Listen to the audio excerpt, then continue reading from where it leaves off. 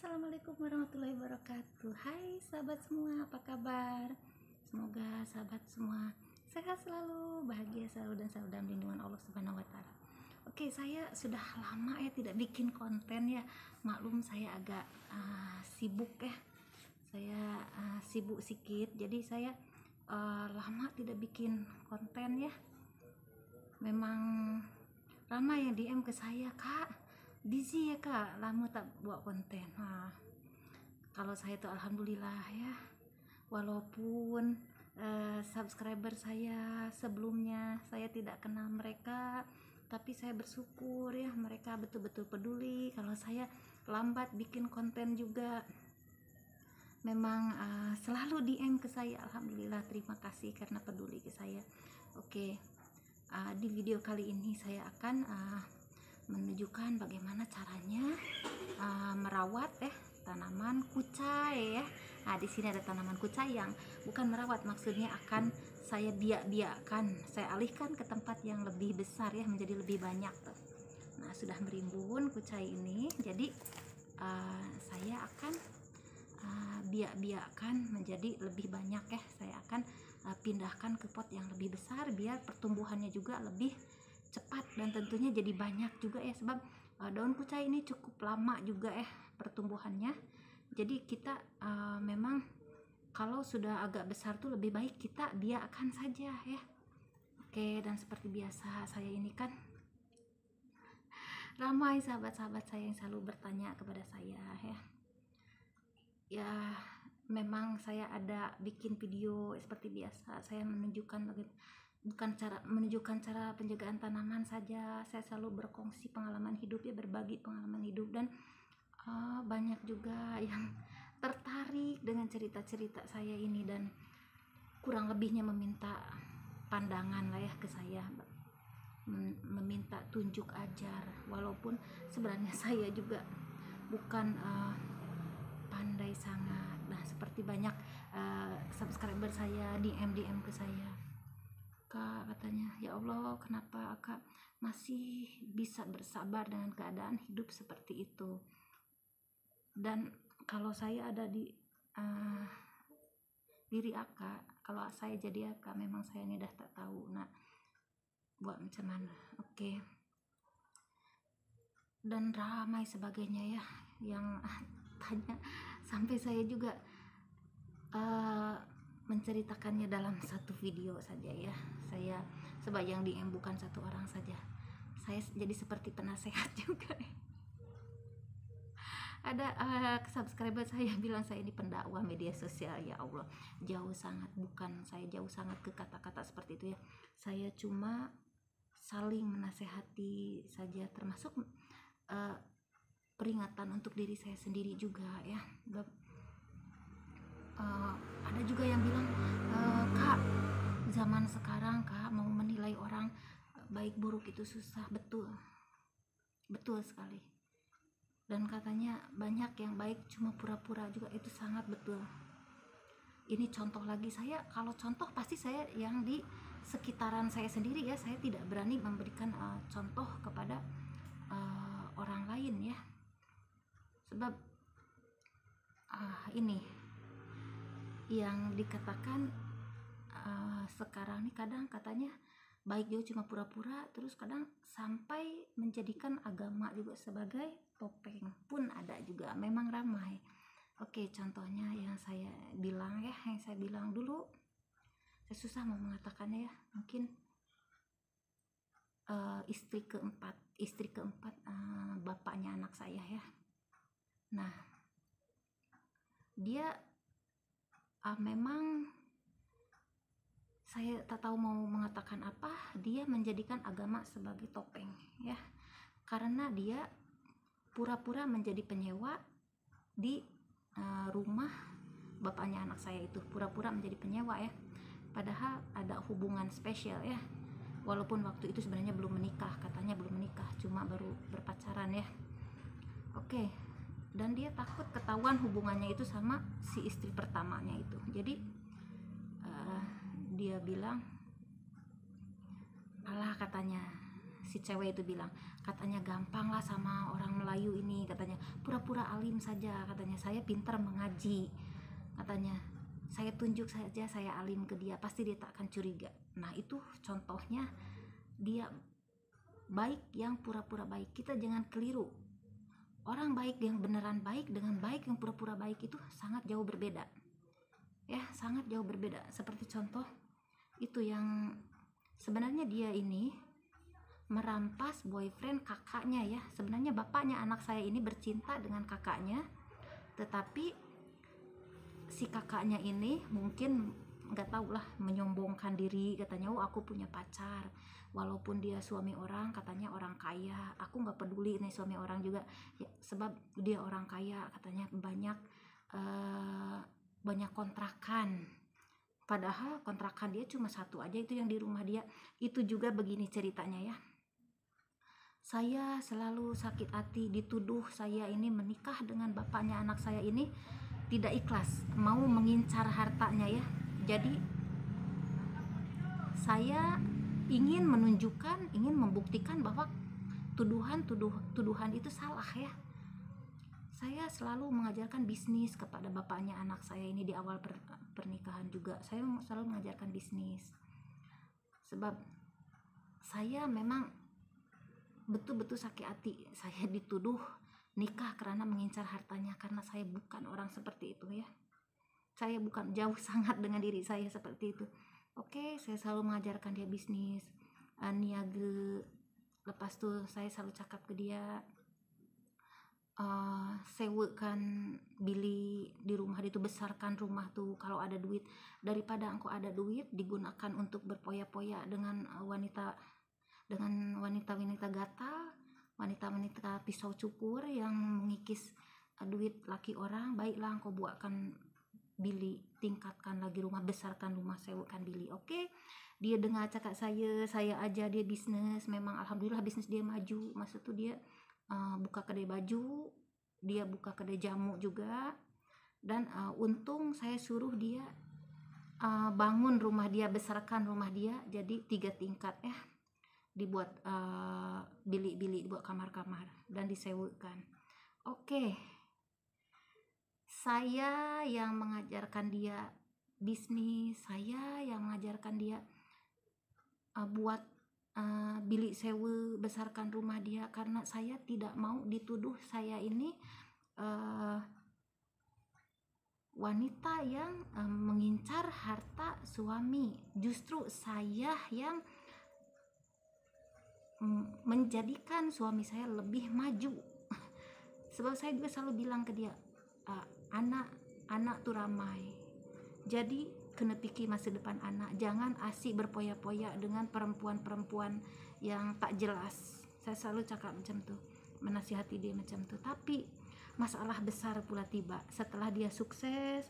Saya yang mengajarkan bagaimana dia cara bisnis, buka kedai, sewa-sewakan bilik. Saya suruh dia ada duit, suruh dia besarkan rumah dia, banyakkan bilik, tingkatkan lagi rumah dia. Soal rumah dia memang cukup besar ya, halaman juga besar, rumah banglo.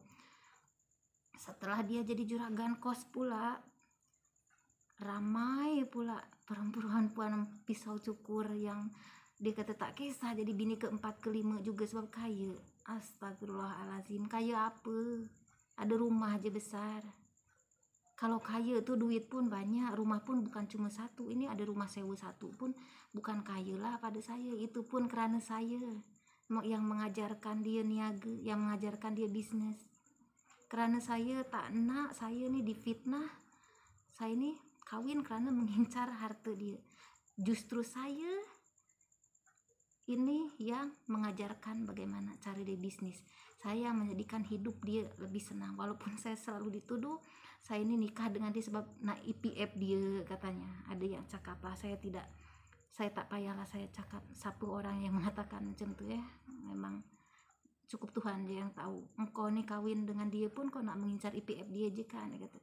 1 sen pun saya tak minta duit IPF dia, dan saya pun tak pernah tahu selama saya nikah, saya tak pernah tahu gaji suami saya berapa. Saya tak pernah tanya. lagi lah IPF. Saya tak pernah tanya dia dapat IPF berapa. Saya tak pernah minta 1 sen pun duit IPF berapa. Dan saya tak pernah tanya duit IPF dia ini ada lagi ke, dah habis ke. Nah, tapi itulah orang. Pandangan orang ini jauh dengan pandangan Allah. Tapi saya tak peduli, saya tak kisah. Saya tak kisah dengan pandangan Allah, sebab kita hidup di dunia ini sementara. Paling lama pun 80 atau 90 tahun. Tujuan kita yang utama akhirat kan. Jadi saya tak perlukan pandangan orang. Walaupun saya dipandang jahat dengan orang, saya selalu difitnah, saya ini perempuan yang mengincar harta suami, nikah tak ikhlas. Allah, dikata mana ada perempuan muda nak kawin dengan orang tua ikhlas, nak mengejar harta lah tu. Saya terima dengan ikhlas. Tuhan je yang tahu semua tu. Tuhan je yang tahu apa yang terjadi sebenarnya. Dia hidup dia lebih senang, lebih maju kerana dia sudah menikahi saya. Tetapi bila dia dah senang, dah banyak bilik sewa, yang sewa tu pula kebanyakan niat tak ikhlas. Nak jadi bini dia, nak goda dia. Okey, yang saya contohnya yang isteri keempat dia itu. Dia pura-pura sewa bilik, padahal dia tu kekasihnya bapaknya anak saya ya. Kekasihnya Bapak Paris, tapi dia pura-pura sewa bilik. Dan kerana dia sudah lihai dalam mengelabui mata manusia, dia cakap, alah, dia kata dengan Melayu ni senang je. Kalau nak dia tak curiga ni, pura-pura alim, dia kata. Memang betul. Dia kata bapaknya Paris cakap memang dia lihai bijak lah dalam berlakon. Dia mengaji hari-hari kuat-kuat sampailah semua tetangga pun dengar. Nah, itulah yang dikatakan agama dijadikan topeng. Nauzubillah min zalik. Padahal yang sebenarnya bapaknya Faris sendiri yang mengatakan kepada saya, bila dia dah bercerai kan, baru dia buka cerita yang sebenarnya, yang dia itu memang ratu diskotik, ratu naik klub. Dia tiap malam pun tinggalkan anak dia. Dia ada 2 anak kan, dia janda kan. Dia tinggalkan 2 anak, dia pergi diskotik, pergi naik klub, balik pagi. Okey. Tetapi betapa lihainya dia, pintar mengelabui mata manusia. Dia di rumah dia pura-pura alim, pakai tudung juga. Nah, itulah kadang kita susah membedakan mana baik yang beneran atau baik itu lakonan. Memang kita susah membedakannya. Sebab kalau orang yang pandai berlakon, memang dia akan menyusun skenarionya itu dengan betul-betul rapih ya, sehingga kita juga keliru mana betul mana lakonan. Ya, dia selama dia tinggal di rumah bapaknya Paris itu, memang dia istri pertama itu tidak curiga itu kekasihnya suami dia, bukan penyewa. Dan waktu itu Bapak Paris juga sekarang kalau udah bercerai, dia bongkar rahasia juga, dia bukan status janda, dia ada suami. Dikarenakan dia jealous dengan kakaknya ya, kakaknya ada boyfriend Melayu kaya, kononnya Melayu kaya, bos sewa bilik. Jadi dia cepat-cepat rampas dari kakak dia, sampai dia goda habis-habisan sampai tinggalkan kakak dia, bercinta dengan dia, sampailah akhirnya dia menikah. Dia pulang ke kampungnya. Bila dia lihat bapaknya Paris sudah tergila-gila kan, dia paksa dia nak nikah. Nah, dan bila sudah nikah, sudah ada kat sana, dia Bapak Paris bilang dia tak nak tinggal kat Malaysia, dia nak dibukakan kedai kat Indonesia, dia nak dibuatkan rumah kat Indonesia. Dia kata dengan duit EPF, dia nak duit EPF Bapak Paris itu digunakan untuk buat rumah dia di Indonesia dan bukakan bisnis untuk dia.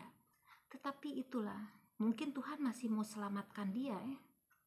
Sebelum dia memberikan semua uang EPF-nya untuk modal niaga dia di Indonesia, sebelum dia bikinkan rumah, akhirnya katanya ketahuan. Anaknya sendiri yang bilang, yang ibunya ini masih biasa-biasa dengan bapaknya itu, belum bercerai. dan malahan ada kekasih juga, kekasih selain suami itu dia ada kekasih juga, masih muda dan handsome. Anaknya sendiri katanya yang bongkar kebusukan ibunya. Mungkin Tuhan masih mau selamatkan hartanya Bapak Paris kali ya. Nah, di situ yang dinamakan alim lakonan dengan alim betul itu kita kadang susah membedakannya, kita keliru. Saya juga tidak mengatakan saya baik, tapi saya tidak pernah menzolimi orang. Saya tidak pernah berlakon dalam hidup seadanya diri saya. Saya tidak mengatakan saya baik, tapi saya tidak pernah menzolimi orang. Saya juga tidak pernah berlakon saya baik. Dan memang banyak yang saya saksikan ya, yang berlakon baik. Ada juga ada lagi. Ini bukan penyewa di rumah istri pertama ya. Ini penyewa di rumah saya. Ini penyewa di rumah saya. Dia mengaku janda juga, mengaku janda. Dia sewa di saya mengaku janda, terus padahal ya sebenarnya itu juga ada suami juga. Terus dia selalu hasut ke bapaknya Faris itu, katanya engkau tuh kalau nak cari bini, dia kata carilah bini yang boleh bawa engkau ke surga, cari bini yang alim, kuat sembahyang. Sebab saya cakap terus terang, waktu itu memang saya kurang taat agama, sembahyang pun tak. Tapi walaupun saya kurang taat agama, saya tidaklah sebejat dia yang cakap.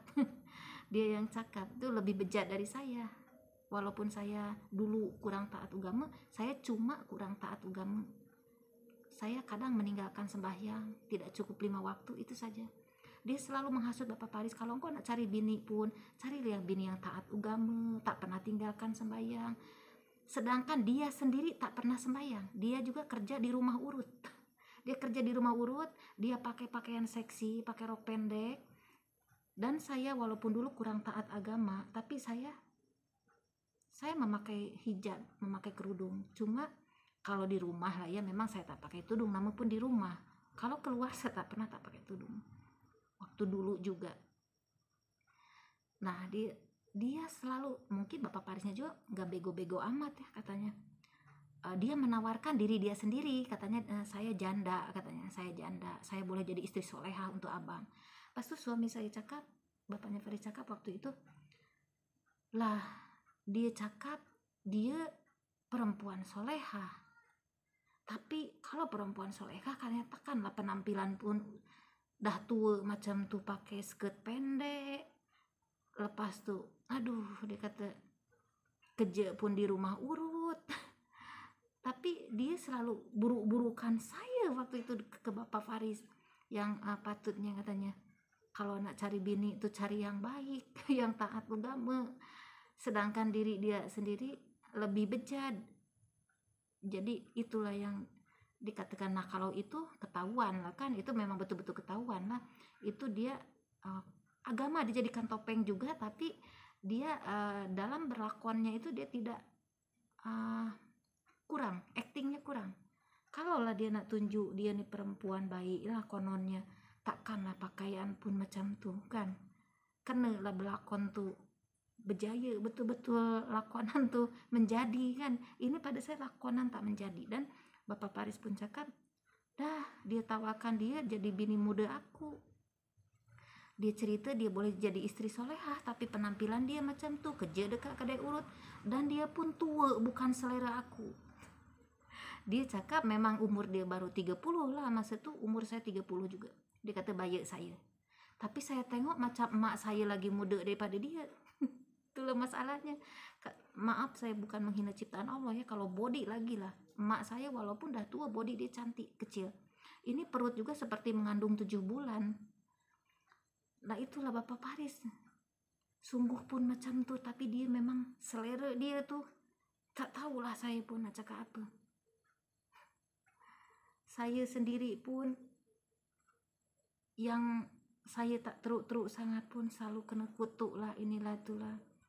Dan yang paling saya sakit hati lah, dia selalu kalau bergaduh dengan saya mestilah dia ungkit, engkau tuh endon tak sedar diri. Ramai endon yang beratur nak kawin dengan aku, engkau endon tak sedar diri. Dia selalu cakap macam tu dengan saya. Kalau bergaduh sikit pun sedarlah diri sikit, sedarlah diri sikit. engkau tuh udah bertuah sangat-sangat, engkau boleh kawin dengan Melayu yang berpangkat tinggi macam aku, kejebeng berpangkat tinggi macam aku. Nasib engkau tuh udah sangat bertuah, engkau tuh cuma endon pendatang, dan engkau tuh pun anak seorang janda, bapak engkau udah mati. Jadi engkau tuh sedarlah diri engkau sikit. Nasib engkau tuh udah kira bertuah dapat kawin dengan aku. Engkau sebagai pendatang dapat kawin dengan aku, Melayu berpangkat tinggi. Kadang saya selalu sakit hati. Macam saya ini pun rendah sangat. Macam dia itu memang tinggi sangat, saya rendah sangat. Tetapi saya pun tak boleh buat apa. Ini semua dah takdir hidup saya. Semua ini dah suratan takdir. Jadi saya tak perlu, seperti saya katakan tadi, saya tak perlu pandangan orang yang saya ini baik ke buruk ke, saya tak perlu pandangan orang. Yang tahu diri saya siapa, tahu saya macam mana itu cuma Allah yang tahu. Dan seperti saya cakap kadang memang baik lakonan dengan baik betul itu memang kita kadang keliru membezakannya, susah kita membezakannya. Seperti keadaan saya sekarang, sahabat-sahabat saya semua pasti tahu, subscriber saya semua pasti tahu bagaimana keadaan diri saya, sedihnya keadaan diri saya, hancurnya diri saya. Air mata saya mengalir tapi saya tidak menangis. Paham kan maksudnya? Ada yang menangis meraung-raung tapi tidak keluar air mata, itu yang dikatakan lakonan. Tetapi air mata saya jatuh walaupun saya tahan, tetapi saya tidak menangis meraung-raung. Tetapi hati saya tidak boleh menahannya. Hati saya tidak boleh menahan kesedihan hati saya. Nah, itu yang dikatakan lakonan dengan beneran. Ya, kalau yang dinamakan lakonan menangis meraung-raung tapi tak keluar air mata, ini lakonan tangisan yang saya yang saya ceritakan tuh ya. Menangis meraung-raung tapi tak keluar air mata. Tapi macam saya, sahabat semua pasti tahu bagaimana perasaan hati saya. Walaupun saya tidak menangis meraung-raung tapi air mata mengalir, saya tak boleh menahannya. Nah, itukah yang dikatakan lakonan dengan betul. Ini contoh tangisan ya. Nah, jadi seperti saya katakan sekali lagi ya, banyak yang memburuk-burukan saya. Kadang ada juga lah, ada salah satu kedai saya pun tak tahu lah dia suruhan siapa, pastinya suruhan yang benci ke saya ya. Dia ada satu orang, dia pernah beli ke saya sekali, beli tanaman sekali. Terus dia pesan tanah. Oke, saya cakap waktu itu tanah tuh kosong, tak ada ya. Oke, saya cakap saya akan nanti minggu depan ada stok tanah. Datang minggu depan. Oke. Dan minggu depan dia datang. Dia cakap, "Kak, nak ambil tanah." Saya cakap ini. Tapi dia tanpa membagi duit. Terus saya cakap, duit dah bagi akak kan? Dia cakap. Bila? Saya cakap. Hari itu saya dah bagi. Oh iya ke? Sebab saya memang setiap orang yang beli, walaupun beli harga RM1, saya menulisnya. Dan itu walaupun saya tidak terus, memang saya ingat dia belum ngasih uang. Saya cakap, saya dah bagi duit. Akak, dia menjerit kuat-kuat. Apalah akak nih, saya dah bagi duit ke akak untuk tanah, tapi akak tak bagi duit. Akak cakap saya belum bagi duit. Saya memang setiap saya jual apa-apa saya ada pembukuan, saya tulis ya. Kalau orang yang hutang ke saya RM10, RM20, dia tak bayar, lepas itu dia cakap dengan saya bila jumpa, dia kata, saya tak ada hutang kan kak, saya dah bayar. Bila dia cakap macam tu, saya cakap, iya kot, saya cakap macam tu je lah. Tapi saya tidak nak, saya tak apa, saya ikhlaskan je duit RM10 cuma RM20 ini. Dia kata dia dah bayar duit tanah tu RM4 je. Dia cerita dengan semua customer saya, dia kata jangan beli dekat kedai itu, dia kata dia ni penipu. Dia kata saya dah bayar untuk tanah pun, dia cakap saya belum bayar duit untuk tanah. Ya Allah ya Rabbi, astagfirullahaladzim. Itulah dari situ padahal 4 ringgit saja. Untuk apa saya duit 4 ringgit? Ada lagi, kalau saya kadang pagi-pagi saya tak ada baki kan, duit tak ada balance, macam dia beli barang 18 ringgit, duit 22 ringgit, saya tak ada duit kecil. Lepas tu saya cakap, boleh tak saya bagi dengan tanaman nih, tanaman yang seharga 5 ringgit, saya tak ada baki 2 ringgit tuh. Lepas tu dia cakap, okey lah, dia ambil sambil masam muka. Padahal saya baki itu 2 ringgit ya, tapi saya bagi tanaman yang harga 5 ringgit atau tanah yang harga 4 ringgit. Tapi dia cerita dekat orang, kedai itu memang tak baik, dia kata jangan beli kat kedai dia. Sebab tu dia cepat kaya, dia kata. Dia kalau beli itu selalu tak ada baki, dia kata. Dia tak ada baki. Dia tak bagi duit baki, dia kata. Padahal baki 2 ringgit saya dah bagi dengan tanaman hias harga 5 ringgit. Nah, itulah. Saya selalu dipitnah dengan orang, dijatuhkan dengan orang, tapi saya ikhlas. Sebab yang menilai baik buruknya kita itu Tuhan, bukan manusia. Saya tidak perlu penilaian manusia. Sebab kita hidup di dunia pun cuma sementara, paling lama 80-90 tahun. Sedangkan saya sendiri dulu ada penyewa bilik kat rumah saya. Ini kisah 15 tahun yang lalu, sekitar 15 tahun yang lalu. Waktu itu saya memang niaga emas ya, saya hutang-hutangkan emas. Dia ambil gelang tangan ke saya sekitar 30 gram ya, gelang tangan itu. Waktu itu dalam sekitar 100 ringgit lah 1 gram ya. Maknanya banyak juga lah, 30 graman 3 ringgit, belum lagi casnya. Sekitar 3.500 lah dihutang ke saya. Tapi baru bayar dia 2 kali. Cicilan tuh bayar cicilan dia tuh ke saya itu sebulan, saya tanpa deposit apa-apa. Saya hutangkan emas ke orang. Janji saya orang yang sudah kenal, saya juga tidak minta KTP dia atau paspor dia atau IC dia. Saya percaya kepada penyewa saya yang sudah bertahun-tahun. Oke, dia baru bayar 200, hutang 3.500 emas. Dia sudah hilang, lari. Katanya dia pindah kerja. Dia bukan lari, dia pindah kerja, Kak. Nanti saya pun kalau nak bayar cicilan emas nih, nanti saya akan WhatsApp, saya akan call Kak, katanya. Ya Allah, ya Tuhan. Baru sebulan saya tak dapat call dia, 2 bulan tak dapat call dia, sampai sekarang sudah 15 tahun. Dia hutang 3.500, dia baru bayar 200. Tapi saya dengan ikhlasnya tak apa. Janji Allah menggantikannya dengan berlipat ganda. Dan saya tak sangka, sebab dia suami istri ya, yang hutang emas ke saya istrinya. Suami istri orang Melayu. Tapi saya tidak akan mengatakan Melayu itu mana-mananya. Nanti takut ada orang kecil hati. Waktu itu kan saya juga ada mengatakanlah Indonesia ini, Indonesia itu. Ada yang kecil hati. Bukan kecil hati sama saya, kecil hati di komenan. Ada yang komen, iyalah bang, suku itu memang macam ni. Ada yang sama suku dengan suku itu bilang, engkau jangan sembarangan, katanya tempat aku banyak ustadz, banyak ustazah. Nah, jadi pergaduhannya di antara subscriber saya. Jadi saya tidak akan mengatakan Melayu mana, cuma orang Melayu. Tapi saya percaya ke dia sebab memang betul-betul alim, selalu sembahyang berjamaah itu suami istri itu. Dan saya juga tak sangka yang istrinya betul-betul macam tuh. Dia meninggalkan hutang bukan sekedar ke saya 3.000, yang 3.500 itu. Dia juga ada India yang selalu cucikan kereta dia, bayar bulan-bulan pun dia sudah 5 bulan tak bayar. Sebab itu dia lari. Terus saya juga diadu domba sama dia. Ada satu orang Indonesia penyewa bilik saya yang betul-betul baik, yang saya rasa bersalah sampai sekarang ke dia. Dia betul-betul baik, tapi saya boleh bergaduh dalam sekelip mata kerana diapi-apikan yang orang Melayu itu ya. Kerana diadu domba.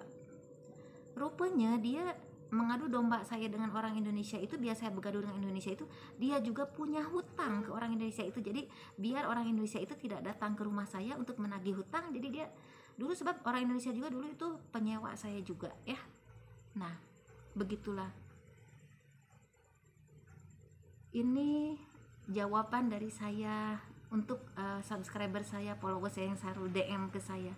Bagaimana cara menilai orang? Saya sendiri juga susah mau menilai orang.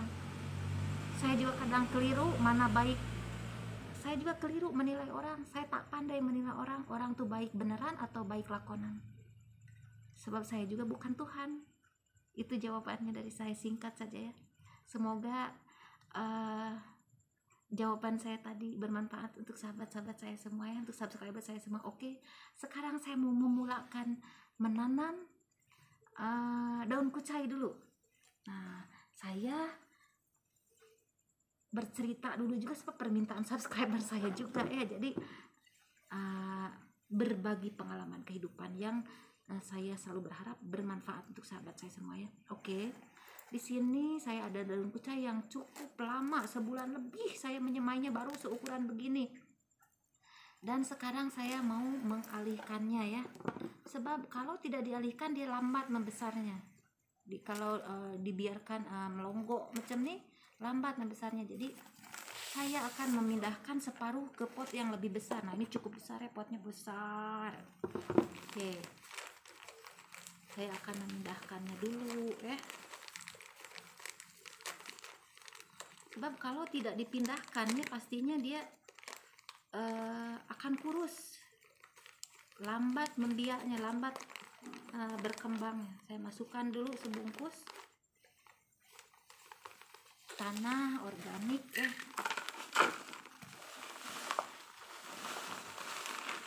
Nah, ini pot sebesar begini harus 2 bungkus ya tanahnya, sebab tak cukup kalau 1 bungkus. Sebab cukup besar ini potnya, lumayan besar potnya.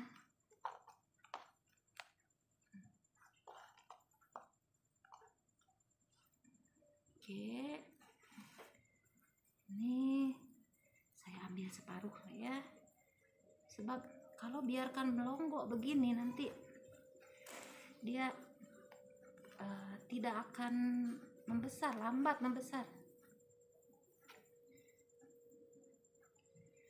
Ini cukup lama juga lah, 2 bulanan. Sebab daun kucai itu lambat ya. Kalau menyemai daun kucai itu memang lambat besar.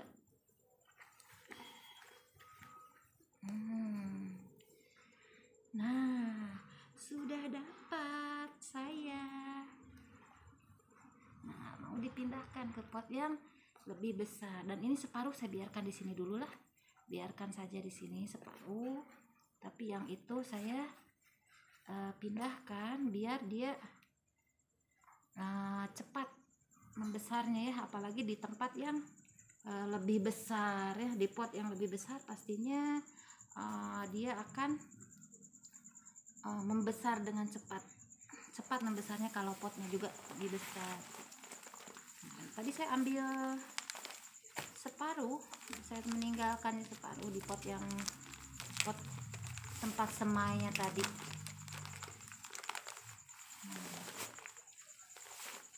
Ini kalau daun kucai ini kalau kita sudah pindahkan ke pot yang lebih besar ya, cepat membesarnya. Sebab menyemai daun kucai ini cukup lama. Ini juga saya 2 bulan baru sebesar ini. Ada customer saya kan bercakap, dia selalu beli daun kucai ke saya, cepat habis daun kucai saya, sebab memang laku. Cakap, Kak, kalau saya tanam daun kucai tak pernah menjadi, dia kata. Yang tumbuh rumput, kasih rumput ya saya cabut, rumput tumbuh balik, saya cabut, rumput tumbuh balik, sampailah dia kata saya semai 4 bulan tak tumbuh daun kucai, yang tumbuh rumput. Las dia kata ada satu rumputnya tuh macam daun kucai, macam pokok daun kucai. Bila saya cabut, saya cubit daun dia, bau daun kucai rupanya. Dia kata selama ini yang saya ingat rumput itu memang daun kucai. Dia kata dia dah trauma, dah tak nak lagi lah, malas. Dia kata nak tunggu sampai 4 bulan. Bila dah 4 bulan dia kecewa, selama ini yang dicabut tuh rupanya daun kucai bukan rumput. Jadi dia kata baik saya beli, jadi cakap beli lagi cepat. Kalau tanam nih jadi kecewa, dia kata ingatkan rumput yang dicabut, rupanya daun kucainya yang dicabut. Nah, alhamdulillah ya, udah siap saya menanam daun kucai di pot yang lebih besar ya. Tentunya kalau potnya lebih besar dia akan cepat juga membesar ya, sebab potnya sudah lebih besar. Seperti bawang, daun kucai seperti bawang. Kalau bawang juga kalau ditanam, bawang atau daun sup ya, seledri, kalau ditanam di tempat yang kecil lambat membesarnya, tapi kalau dipindahkan ke pot yang agak besar kan memang sekejap aja dia merimbun. Nah, ini tadi yang si pot asalnya, dan ini daun kucai yang sudah dipindahkan ke pot yang lebih besar. Oke, sudah siap saya memindahkan daun kucai dari pot penyemaian yang sudah sesak ya, sebab udah merimbun-rimbun. Jadi saya alihkan ke pot yang lebih besar separuh ya, jadi biar cepat membesarnya. Oke, sekian dulu video dari saya. Semoga setiap video yang saya buat bermanfaat untuk sahabat semua. Assalamualaikum warahmatullahi wabarakatuh.